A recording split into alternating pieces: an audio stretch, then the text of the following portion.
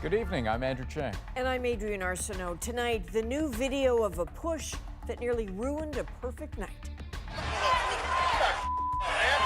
The Raptors president initially accused of assault, but footage shows a very different story. Parliament prorogued. This is a cover-up. But will the We controversy remain? What new internal government documents reveal? The fast-moving wildfire in BC's Okanagan. We've never had a fire this close. Hundreds have fled. The story of one man who stayed behind as the flames closed in. Look at this. And they could be the luckiest couple in Canada. Wow, this can't be real. This is impossible. Winning the lottery not once, but twice. This is The National.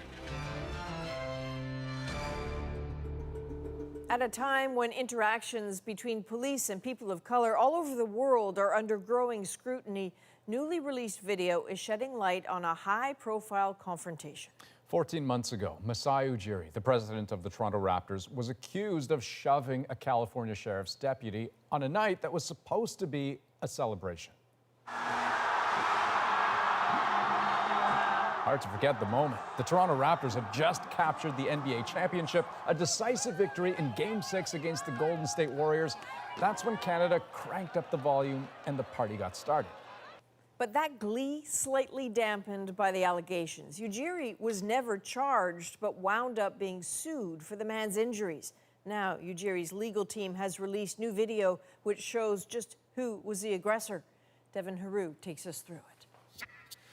Canada, the NBA title is yours! A championship moment, something Raptors president Masai Ujiri had always dreamt of, racing to the court when things turned sour. Security video from inside Oracle Arena shows Ujiri making his way through the crowd, nearly on the court when he reaches Alameda County Sheriff's Deputy Alan Strickland. A body camera worn by Strickland shows the altercation.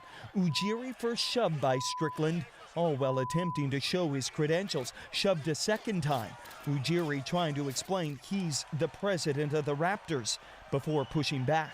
The body cam video cuts out, but a wide shot shows the tense exchange broken up by bystanders before Ujiri finally gets on the court.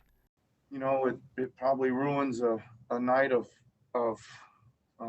tremendous celebration for Masai. Last February, Strickland filed a $75,000 lawsuit alleging he suffered injury to his head, body, and health.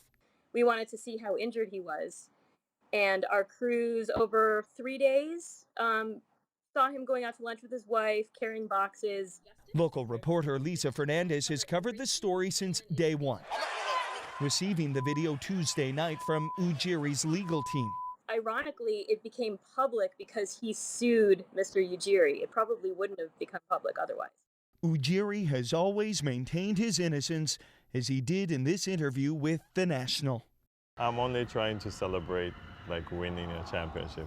That's all I was trying to do, and I know the person that I am. In a statement, the Raptors said, "We believe this video evidence shows exactly that Masai was not an aggressor." He's our best.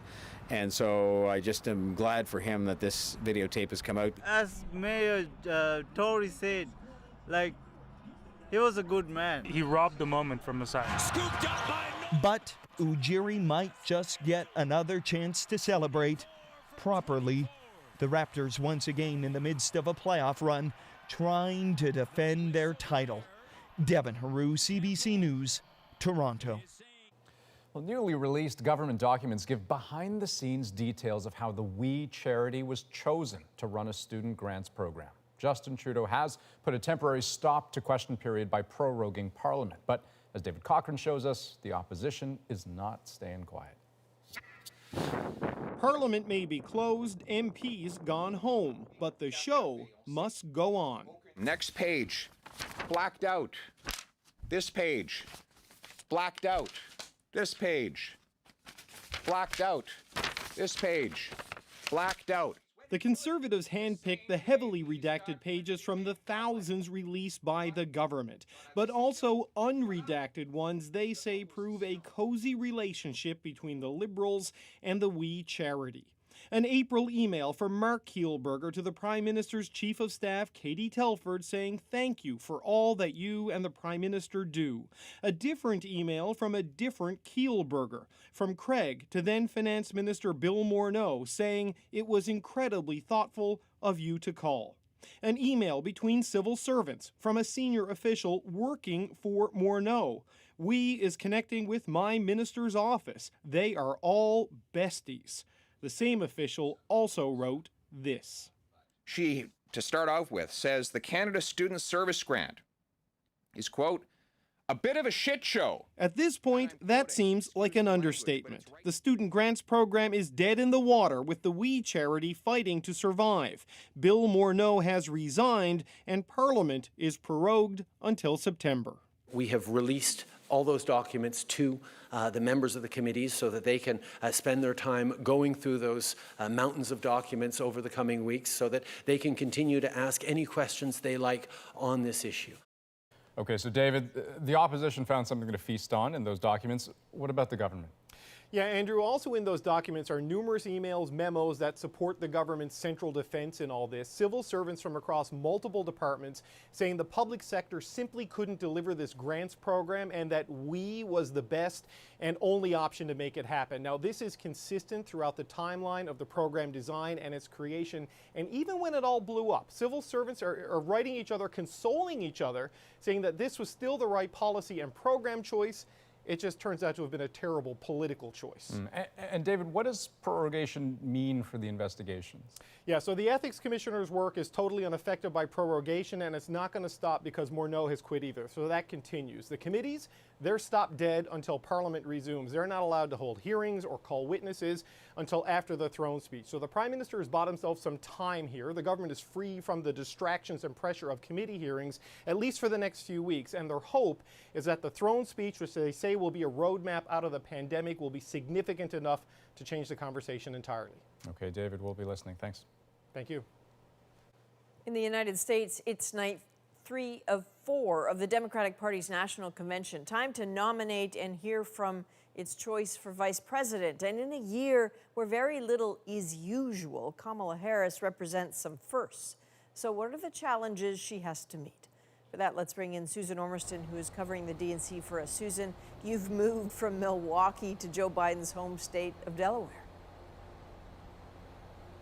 Yes, Kamala Harris is here at the Chase Center tonight speaking to an unseen audience. Disappointing, really, for those who wanted to see the first woman of color nominated for VP in this country on the big stage. She's here with her husband, no one else. She's expected to say that America is at an inflection point, that it can do more and deserves better. Here's a little bit of why she is on this ticket. Back then, when we could hug, Kamala Harris and Joe Biden looked like they might team up. She'd lost a presidential bid, but was still in the game. Because Biden needs Harris to try to draw in women and engage black and biracial voters. It's the difference between black voters just showing up and black voters showing out and going the extra mile and bringing other people with them on their journey to the polls. She fights for women's rights. That's part of her challenge, and tonight she'll tell Americans why they should trust her. When I saw her walk out with him, I teared up. I cried. It is a moment in history that I don't know that I expected to see. But Harris's political life was entirely forged in liberal California as Attorney General and then a U.S. Senator for 4 years. Much of the country barely knows her, especially in the Midwest where Democrats need to swing states. What do you think of the VP choice? I really don't know much about her, to be perfectly honest, and I haven't had time to check into her background, so I don't have an opinion on her at all. For those more familiar, like Bob Craig, who's voted Democrat and Republican, Harris is experienced and not too far left. I think she'd be really good, and I think she'd be excellent, I think, as far as pulling people together also. President Trump has already gone after her as mean, nasty, and now bossy. Sleepy Joe Biden and his boss, Kamala Harris. Kamala. His signposting of a new political target will land well in Trump country, once his fans catch up. I'm not a fan of Biden. And Kamala Harris?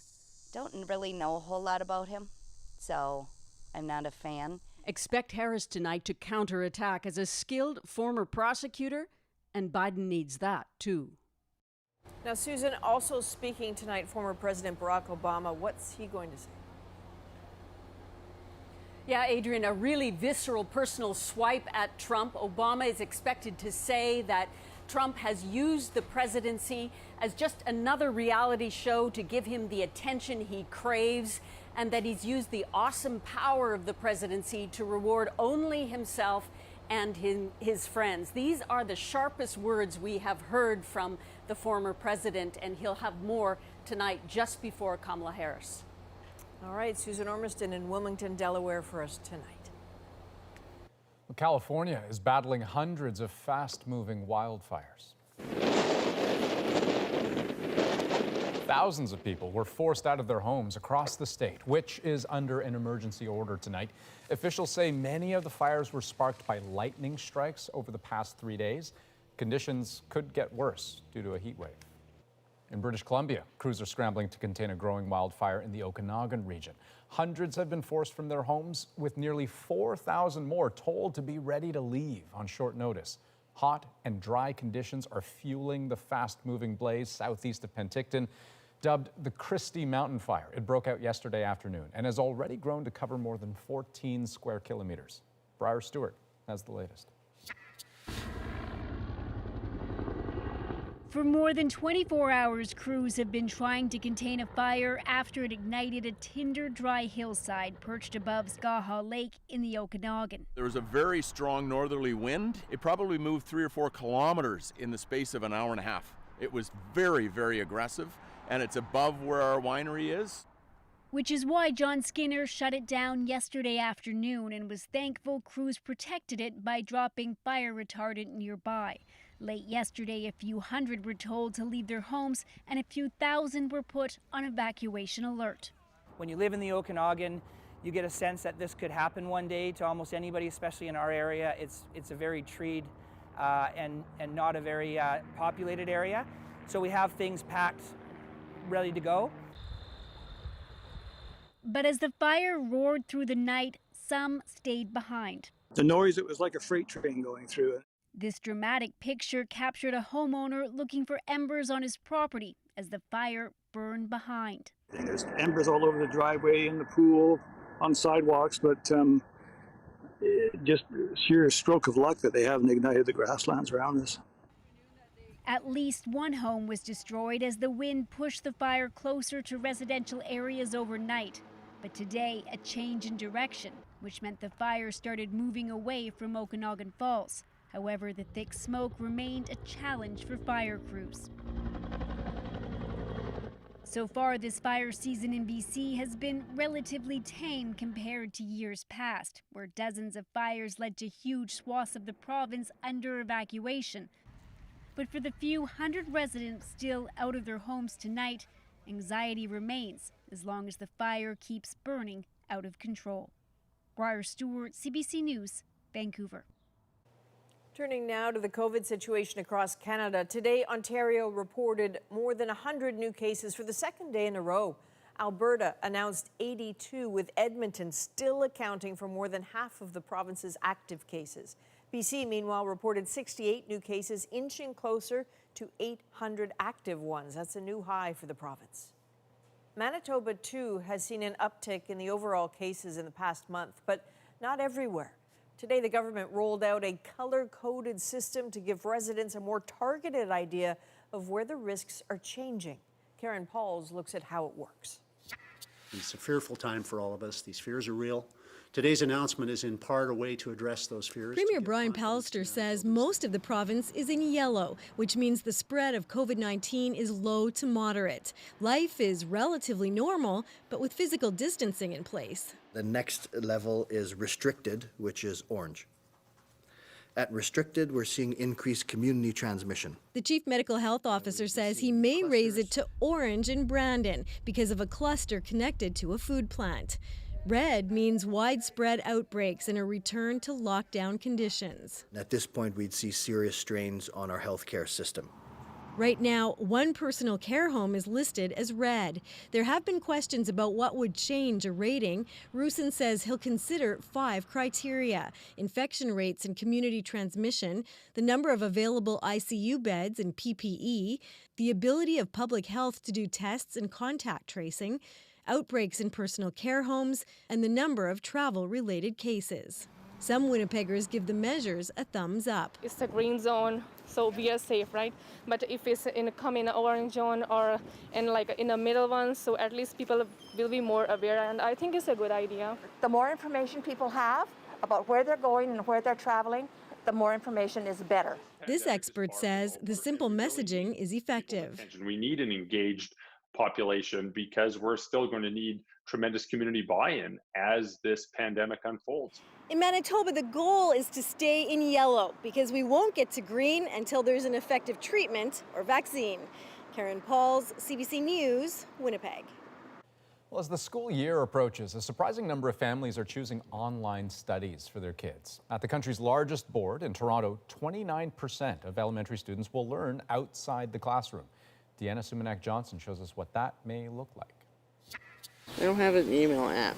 When 14-year-old Drake goes back to school, it'll be online. Ultimately, he just decided that he wasn't comfortable. But it'll be a lot different than it was in the spring. To embrace what parents want and really ultimately what students deserve, which is a quality, consistent, live, synchronous learning experience, Zoom-style classroom province-wide. That means a teacher and a group of students interacting in real time. I think the synchronous learning allows a little bit more support and conversation. In many larger school boards in Ontario, remote instruction will also be centralized, taught by teachers who specialize in online learning and don't go near a classroom. You wouldn't be essentially attending your own school, you'd be attending the TDSB virtual school with its own staff.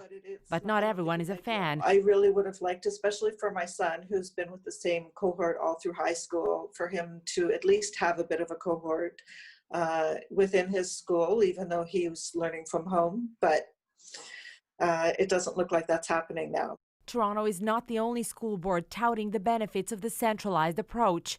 In the Calgary Catholic School District, they have an online school with 3,000 students signed up so far. And in Regina Public Schools, online instructors will all work from the same location. They will be working together. They'll also benefit from working together with their colleagues so they can share information, they could share tips and tricks. But even with these changes, some older issues with online learning remain. I work from home so that I can support him if he needs it. But that's not always the case for everybody. So I think addressing that inequality is definitely important. Whether it's completely ready or not, online learning rolls out in just a few weeks. Deanna Sumanak-Johnson, CBC News, Toronto. Overseas in Lebanon, a recent spike in COVID-19 cases has prompted officials to impose a 2-week lockdown and an overnight curfew. The country surpassed 10,000 infections today, with hundreds of new cases being reported daily. Infections have been climbing steadily since that massive explosion in Beirut 2 weeks ago. And Canada has joined a growing chorus of condemnation for the leaders of a military coup in Mali. As Sasha Petrusek tells us, it has left the West African nation teetering on the brink of chaos. The celebration continues in Mali's capital, Bamako. Crowds cheering, soldiers triumphant after ousting President Ibrahim Boubacar Keïta. Over at the presidential villa, young people now splash in the presidential pool. Keïta was last seen publicly reading his resignation, then crying after being kicked out of office at gunpoint. He himself took power in the wake of a coup 7 years ago. This time, the soldiers seem to have widespread support. What the military did was not a coup d'etat, he says. What they did was support the people in their suffering. Public anger grew recently as police cracked down on protests, as the economy crumbled, as the government failed to end an Islamist insurgency in Mali's north, which has dragged on for years, and as corruption continued. So you had a mass movement calling for the resignation of the president since June, organized by leaders of political parties, religious leaders, and civil society organizations campaigning against corruption. So far, though, the international community doesn't see this as a democratic victory. Secretary General strongly condemned the military mutiny. The coup was condemned by the UN Security Council today and in most Western capitals, including Ottawa. Indeed, it complicates things for a large force of international troops in Mali who've been fighting against Islamist insurgents allied with al-Qaeda. Hundreds of Canadian soldiers were part of that UN mission last year. About 10 remain. Now, despite promises by coup leaders that they will hand power back to civilians soon, no one really knows who will be running Mali. Sasha Petrusik, CBC News, Toronto. Well, the number of COVID-19 deaths in Mexico have skyrocketed, making it the third worst in the world. The response from the government has been, well, let's just resign ourselves to the fact that lots of people are going to die of this. Up next, why that number could actually be way higher. Plus, no crowds, no parties, and a bunch of Republicans. It is a Democratic convention like no other. Is this enough to resonate with American voters? Our U.S. politics panel is standing by. And imagine hitting the lotto twice. I thought he was kidding me. How one couple's double lottery luck helps another family keep their business going through the pandemic. We're back in 2.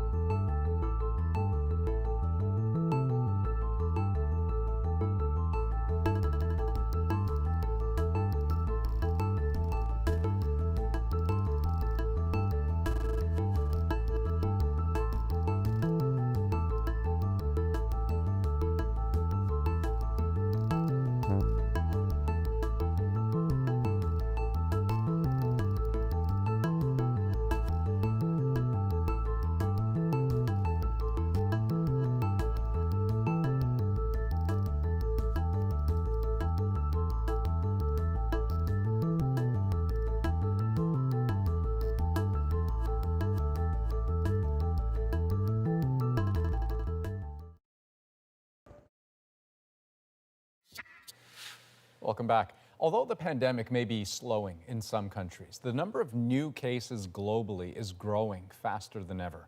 More than 22 million cases are confirmed worldwide.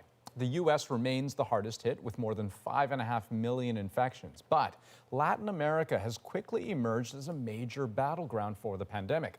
5 countries are among the 10 hardest hit, with the region surpassing the 6 million case mark over the weekend.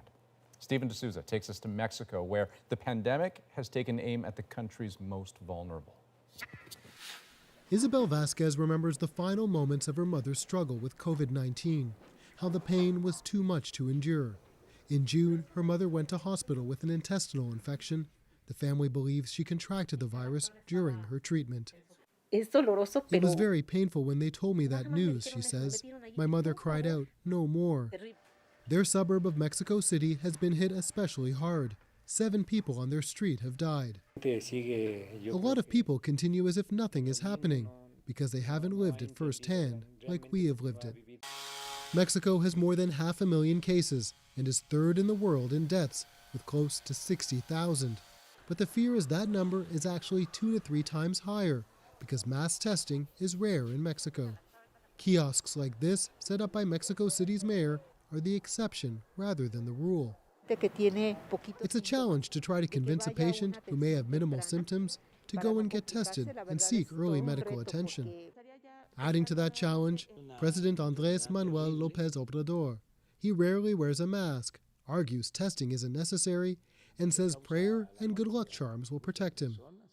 Experts say Mexico's lax approach is a calculated risk because the country's economy is in large part made up of poor, unregulated workers who can't afford shutdowns and quarantines. I think it's been a little haphazard. However, I would say that in essence, they didn't really have all that many choices.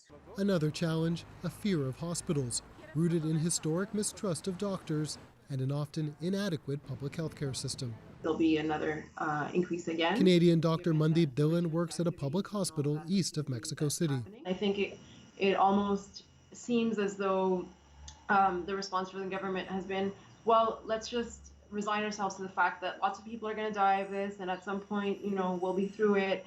The country's health minister claims this week that the worst may be over, saying the outlook is positive, a clear downward slope. But that's a small comfort in a country where, like so many places, the poor are paying the highest cost, and the virus's true toll may not be known for months or years to come. Stephen D'Souza, CBC News, New York. Next on The National, trying to drum up excitement without a convention floor. The U.S. Democratic Party needs to hype up voters and get some key demographics out to the polls. Can they do it? Well, these are the people to ask. Our U.S. political panel is standing by right after this.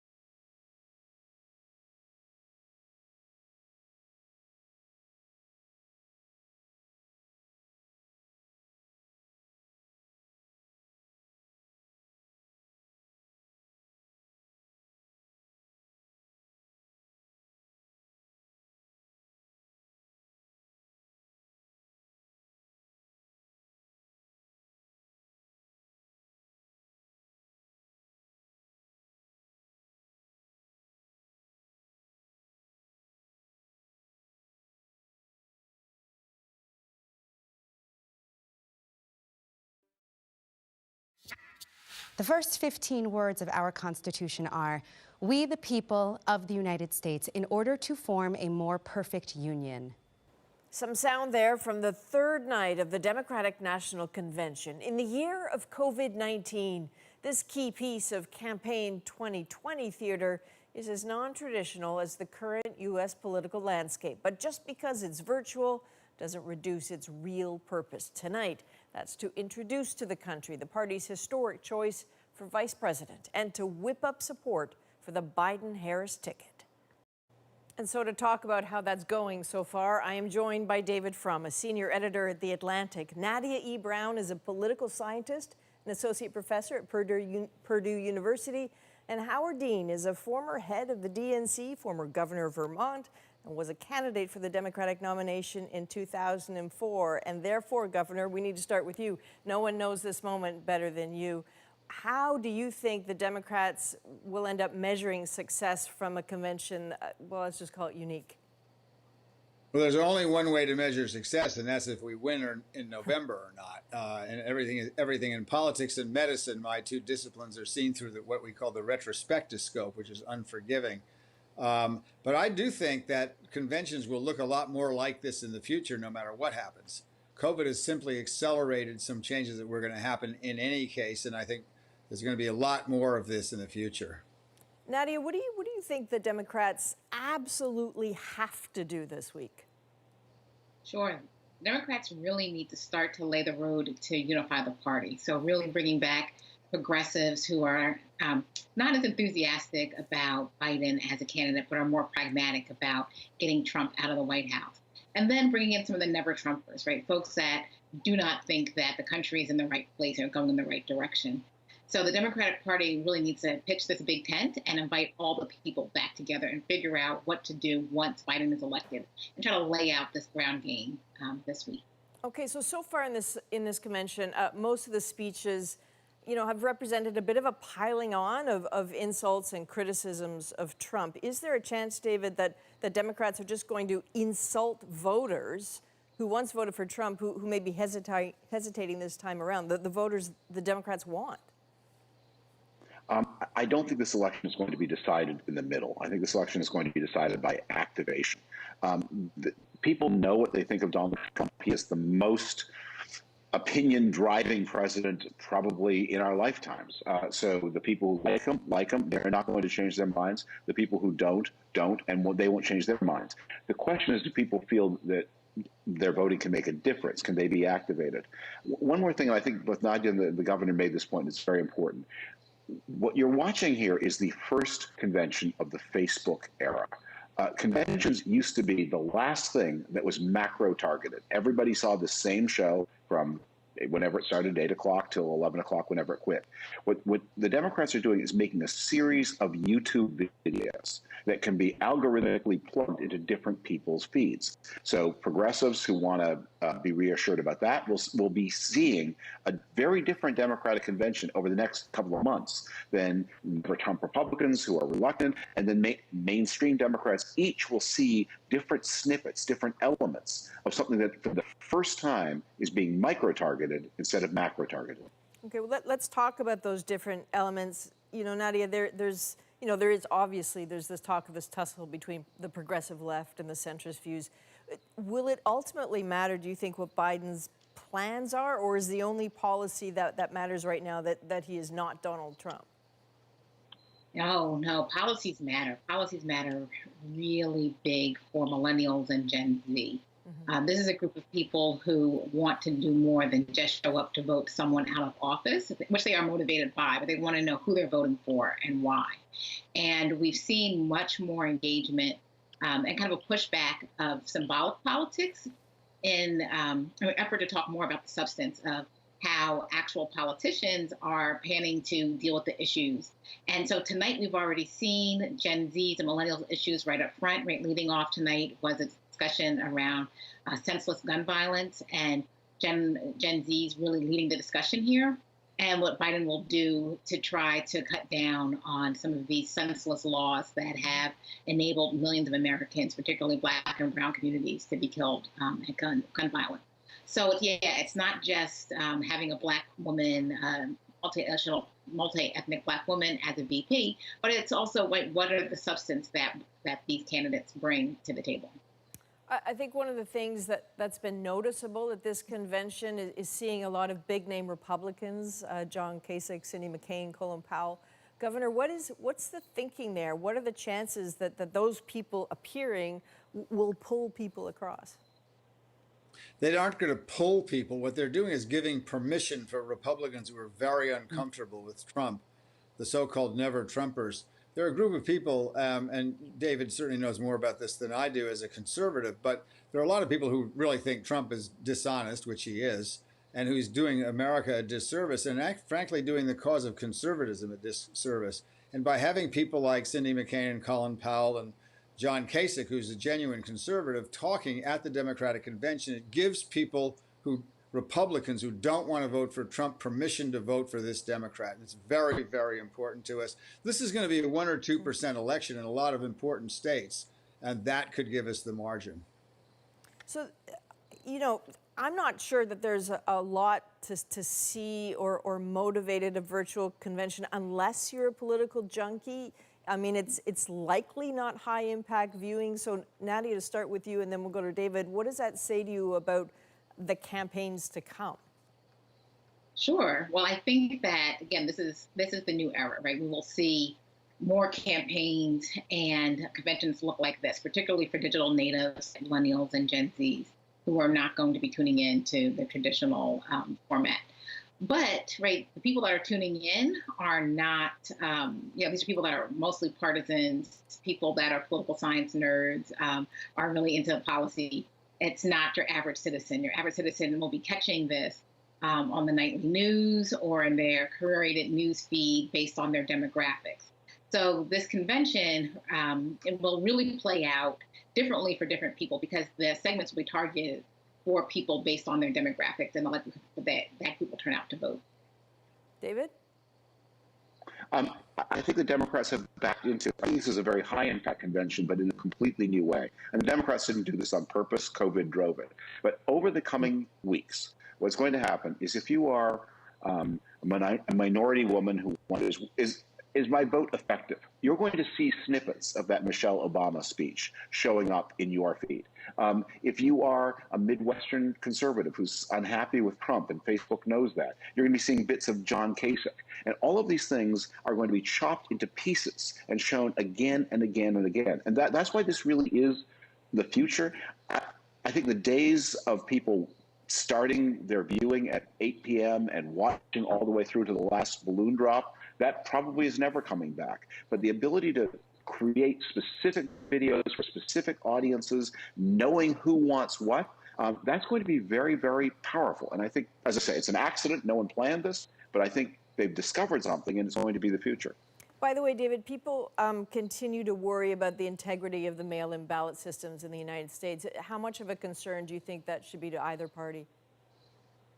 I think this is going to be unprecedentedly for the past 100 years, an election in which people do have to worry about the security of the voting system. In 19th century America, there was a lot of vote rigging, a lot of ballot stuffing, a lot of cheating. That began to go out of style in the 20th century, and now it is back and with a vengeance. It's something really to worry about. All right, last question to each of you very briefly. We'll start with you, Nadia. What are you looking to see from Joe Biden tomorrow? I'm looking to see how it's going to roll out his policy preferences and how it's going to try to unite the party. Okay, that was pretty quick. David? I'm going to see whether he can. Joe Biden is a creature of the Senate. He's always been a creature of hand-to-hand, handshaking politics. Glad to see a big hug. Can he project himself through the camera and make that connection that is so essential to his politics with hundreds of millions of people? And that's going to be a question for him tomorrow night. All right, last word to you, Governor. Two things. He has to project what he's really selling, which is decency. I think people are tired of the corruption, tired of the narcissism, and they'd like some competence. Those are the three things. That's the meta message of Joe Biden's campaign. And I do think Nadia made an incredibly good point. One of our three core constituencies are women, people of color, and people under 35. People under 35 don't have party loyalty. They have issues loyalty. And he has to talk about the things that he needs to talk about. And the alliance between him and Bernie Sanders is really significant. We have not seen that before. And it's very, very important because he's got to speak directly about what he's going to do about climate change, particularly diversity. Those are things that the younger generation cares a great deal about. And they will vote for Democrats as long as we're there, because the Republicans aren't. But if we stray from that, then it's just another candidate, and we're going to lose them, and we can't lose them because we can't beat Trump if we do. All right, Governor, thanks very much. Thank you to Nadia E. Brown, David Frum, Governor Dean. Thank you. Okay, and when we come back, we return to Canadian politics. The race to lead the Conservative Party is on. We'll take a closer look at one of the candidates. Plus, a nice-looking check. Imagine winning the lottery twice. How this couple's big win has already helped a struggling business.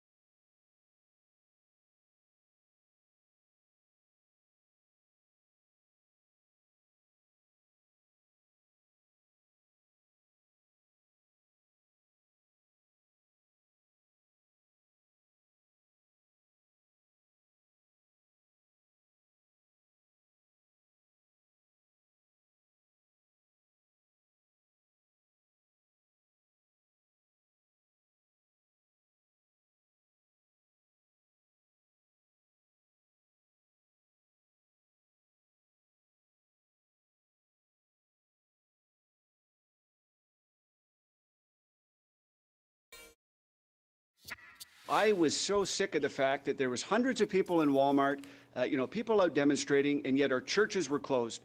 Churches, I think we can all agree, should be an essential service. That's Derek Sloan, a Conservative MP from Ontario who's running to lead his party into the next election. He's the fourth candidate we're profiling this week, ahead of Sunday's final vote counts to determine the winner. So let's learn some more about Sloan and the issues he would focus on as Conservative leader.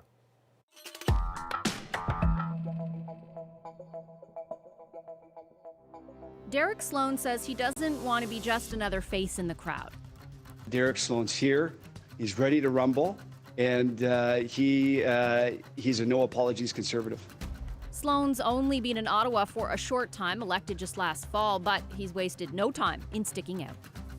Just days after announcing his intention to run for the party leadership, he suggested in a tweet that while being gay is not a choice, it's something science needs to figure out.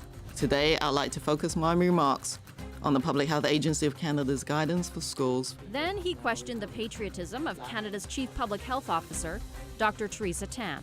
Theresa Tam, we sent an email out today asking, does she work for Canada or for China? Which eventually drew rebuke from the leader Sloan hopes to replace. And I believe it is not appropriate to question someone's loyalty to their country. I believe that is a very serious accusation that you have to have some very substantial evidence to make.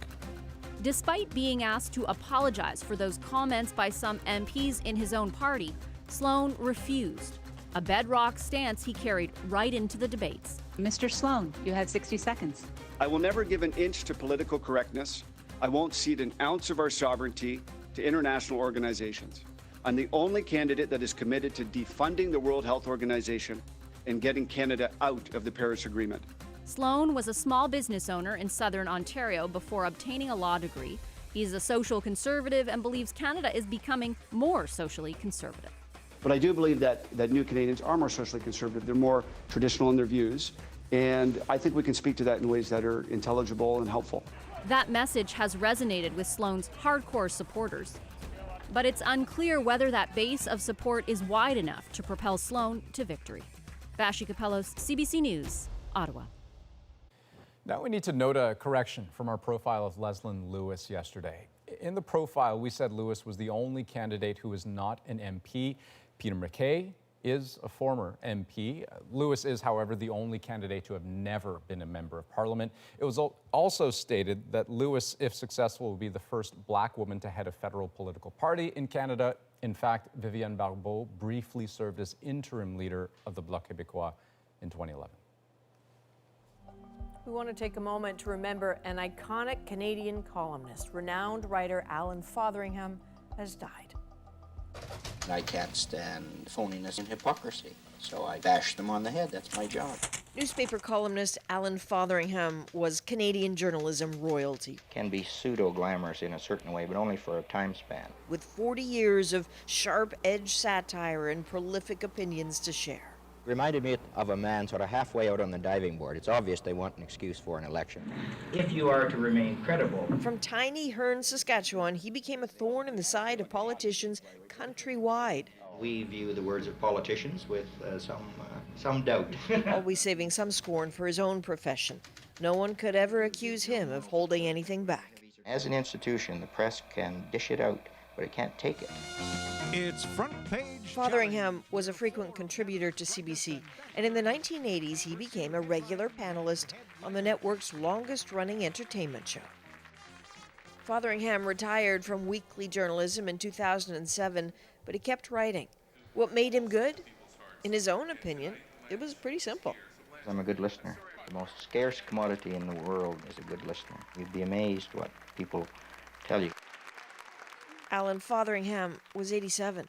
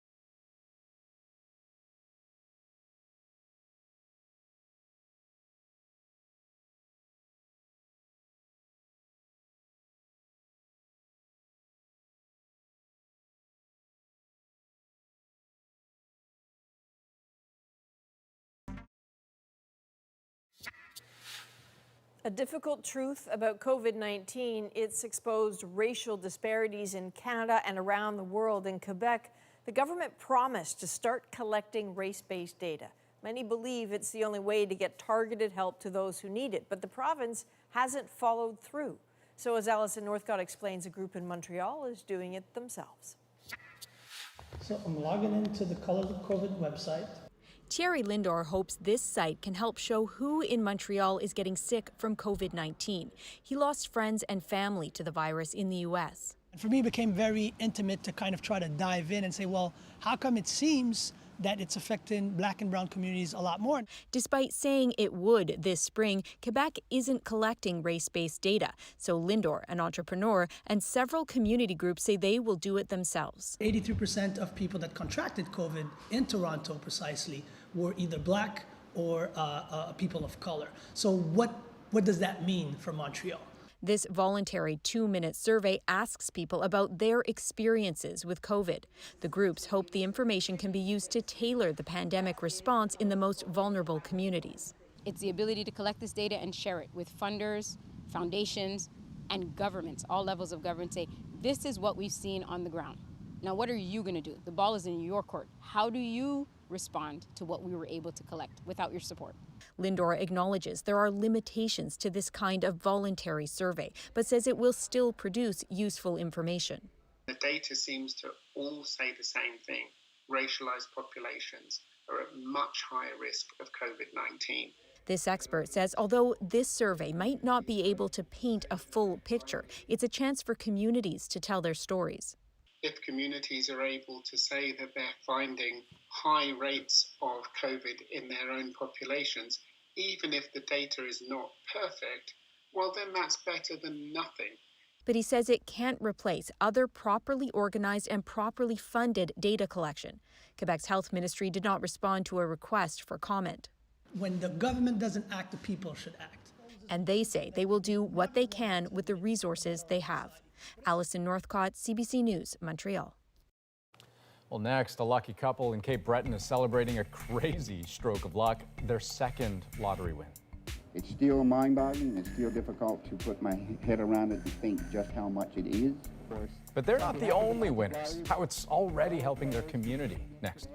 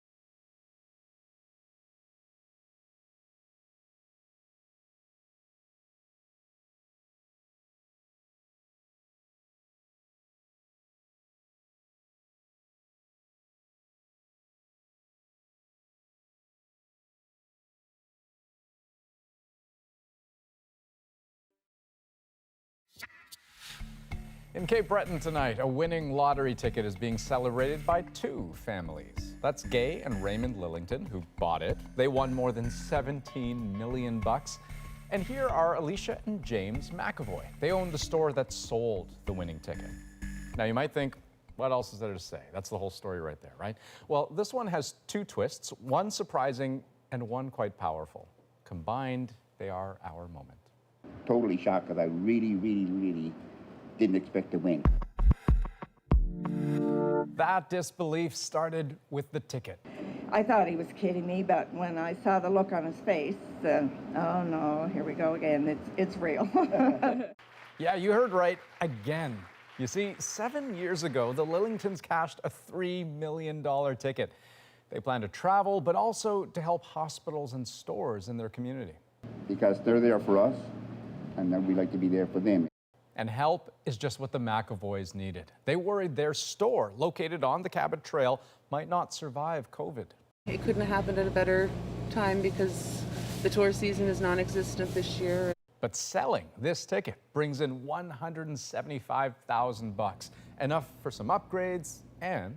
Well, a small community like this, if we can keep 4 more staff on for the winter, that's like a big area keeping 200 people in business.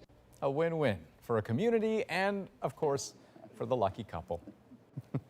So here I am thinking, who on earth continues to buy lottery tickets after they've won the lottery and a score like $3 million? And, well, the joke's on me. And they plan to continue buying lottery tickets, apparently. Well, I might too now with that streak. Lucky so. Children, lucky grandchildren, and big congrats to James and Alicia, the store owners, because they could have taken that money for themselves, and that they're continuing to employ people. That is amazing. And that is a national for Wednesday, August 19th. Good night.